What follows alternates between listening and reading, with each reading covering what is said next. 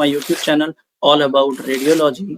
और last lecture में जैसे मैंने आपको रेडिएशन प्रोटेक्शन के बारे में बताया, अलारा के बारे में बताया, आज हम थोड़ा सा और जानने की कोशिश करेंगे कि इस रेडिएशन प्रोटेक्शन में कैसे और चीज़ों को यूज़ करते हुए हम पेशेंट को या अपने आप को रेडिएशन से बचा सकते हैं। उनको हम रेडिएशन एसेसरीज कहलाती हैं। जो radiation protective accessories are safety products typically made with lead or other dense material that block or reduce exposure to harmful ionizing radiation, particularly in medical and industrial setting, जहां पर हम continuously radiation को use करते हैं। तो for patient and for personal, that means for us, जो हम इस रेडिएशन को यूज कर रहे हैं, यहाँ पर रेडिएशन को ब्लॉक किया जा सकता है। रेडिएशन को ब्लॉक करेंगे या फिर उनकी क्वांटिटी को रिड्यूस करेंगे, तो जिससे हार्मफुल इफेक्ट है आयोनाइजिंग रेडिएशन के, इनको बहुत इजीली रिड्यूस किया जा सकता है। So common example includes lead apron, thyroid collar, head shields, eyewear, gloves and patient shields which are designed specifically for different body parts or the entire torso from scattered radiation। ये जो कुछ examples मैंने आपको यहाँ पर दिए हैं, इनके बारे में थोड़ा सा और मैं आपको बताने की कोशिश करता हूँ।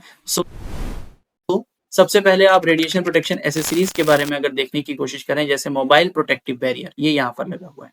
मोबाइल है मतलब इसमें वेल्स लगे हैं, तो जब भी आपके आसपास कोई भी रेडिएशन से बचने का कोई और सोल्यूशन नहीं है, तो आप अपने और रेडिएशन सोर्स के बीच में इस बैरियर को प्लेस कर दीजिए। ये मोबाइल प्रोटेक्टिव बैरियर ये किस लेवल तक काम करता है? ये 1.5 मिलीमीटर ऑफ लेड इक्विवेलेंट होता है, मतलब जितना लेड इतने थिकनेस वाला रेडिएशन को एब्जॉर्ब करेगा, उतना ये भी करने वाला है। लेड एप्रन या थायराइड शील्ड या गोनेड शील्ड, इन सब का जो थिकनेस ऑफ लेड इक्विवेलेंट हम रखते हैं वो 0.25 मिलीमीटर तक रखते हैं। तो यहाँ पर जो आपको नजर आ रहा है, ये हमारा क्या है? ये आपका लेड एप्रन है, ये थायराइड कॉलर है और ये गोनेड शील्ड है। इन तीनों को अलग अलग रीजन से यूज किया जाता है। जब पूरा थोरेक्स, एब्डोमेन और पेल्विस को कवर करना है तब हम इसे यूज करते हैं। जब सिर्फ थायराइड ग्लैंड को कवर करना है तो हम इसको यूज करते हैं, और जब गोनेड को प्रोटेक्ट करना है फॉर फीमेल और मेल तो उनके डिफरेंट गोनेड शील्ड्स को हम यूज करते हैं। उसके अलावा जो next other categories of thyroid protection accessories हैं, जो हमारी रेडिएशन प्रोटेक्शन एसेसरीज हैं, उनमें जैसे आईवीआर, यानी जो आपको ये ग्लासेस नजर आ रहे हैं, ये भी 0.25 मिलीमीटर ऑफ लेड इक्विवेलेंट होते हैं। रबर हैंगिंग फ्लैप्स होते हैं जो हम अपने और रेडिएशन के बीच में हैंग करके रखते हैं फ्लोरोस्कोपी के टाइम पर, उनकी थिकनेस 0.5 मिलीमीटर लेड इक्विवेलेंट होती है।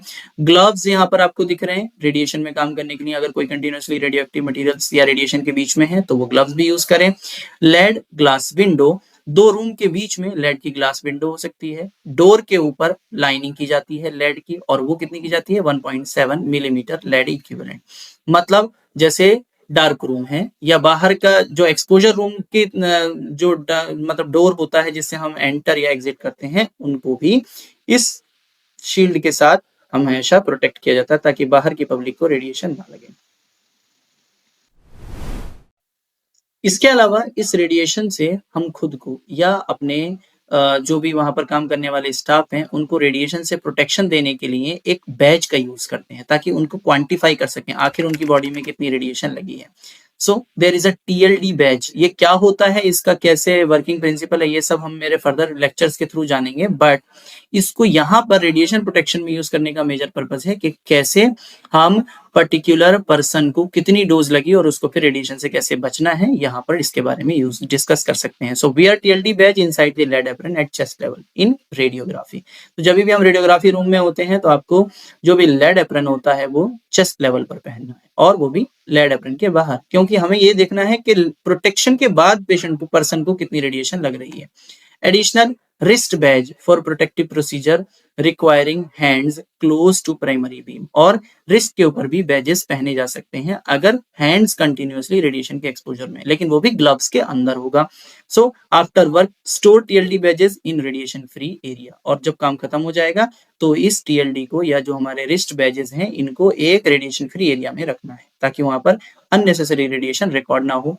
Control TLD card should be kept away from radiation area, और हमेशा जो टीएलडी का कार्ड है वो रेडिएशन से दूर रहना चाहिए। मतलब अगर अननेसेसरी रेडिएशन में गया तो दैट मींस उस पर रेडिएशन तो कंटिन्यूअसली रिकॉर्ड होगी, और वो एक इंडिविजुअल के नाम, पर्सन के ऊपर पता चलेगा कि उसको इतनी ज्यादा रेडिएशन लग रही है, तो इसीलिए काम होने के बाद उसको दूसरी जगह पर प्लेस कर दिया जाए।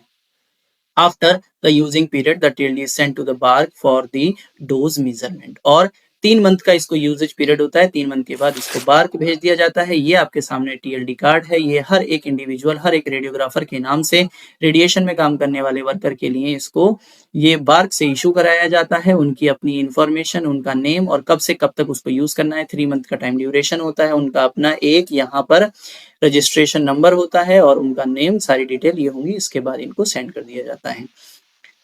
इसको सही तरीके से यूज करने का जो पैटर्न है वो कुछ इस तरह से होगा। आप अगर देखें तो यहाँ पर एक रेडियोग्राफर है जिन्होंने इस रेडिएशन को जो यूज किया है, सॉरी इस थायराइड टीएलडी बैच को यूज किया है लेड एप्रन के ऊपर, और एक पर्सन है जिन्होंने इसको यूज किया है लेड एप्रन के अंदर। तो he is doing correctly but he is using incorrectly, क्योंकि यहाँ पर आने वाली सारी रेडिएशन इस कार्ड के ऊपर रिकॉर्ड हो जाएगी जो बताएगा कि बहुत ज्यादा रेडिएशन इस पर्सन को लगी है, जबकि इसके अंदर हम प्रोटेक्शन के बाद कितनी रेडिएशन लगी है ये रिकॉर्ड कर सकते हैं। तो रेडिएशन प्रोटेक्शन के जो मेजर्स ले रहे हैं वो कितने इफेक्टिव हैं, ये इस कार्ड टीएलडी कार्ड की हेल्प से हम पता लगा सकते हैं, क्वांटिफाई कर सकते हैं। तो रेडिएशन प्रोटेक्शन के जो हमारे प्रिंसिपल हैं, चाहे वो कार्डिनल प्रिंसिपल हो यानी justification, optimisation and dose limitation, and या फिर अलारा हो, उन सब चीजों को हम इसकी हेल्प से क्वांटिफाई कर सकते हैं। तो रेडिएशन प्रोटेक्शन में इस तरह से यूज करना टीएलडी को स्ट्रिक्टली प्रोहिबिटेड किया गया है। सिर्फ इसको लेड एप्रन के अंदर ही यूज करना है।